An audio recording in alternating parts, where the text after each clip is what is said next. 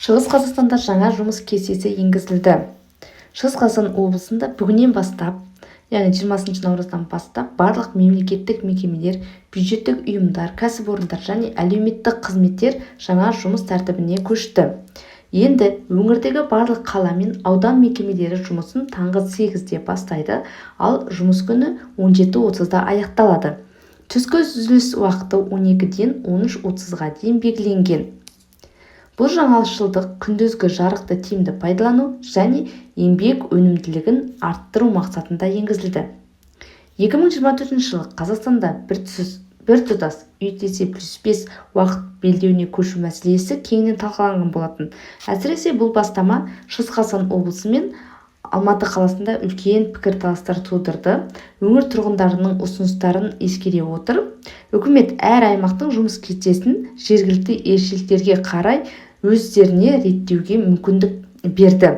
Шығыс Қазақстан облысының түрлі аудандары кезең-кезеңімен жаңа жұмыс тәртібіне көшетін болады. Қаңтар айында бұл өзгерісті Қатон-Қарағай ауданы енгізді.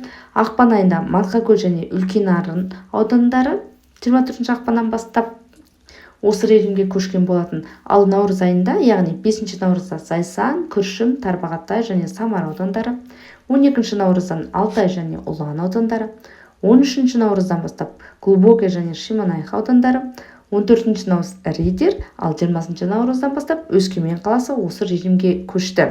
Жаңа кестені енгізу алдында барлық аудандар мен қалаларда қоғамдық кездесу өткізіп, тұрғындардың пікірі тыңдалды. Көпшілік жұмыс күнінің ерте басталуын оң қабылдады.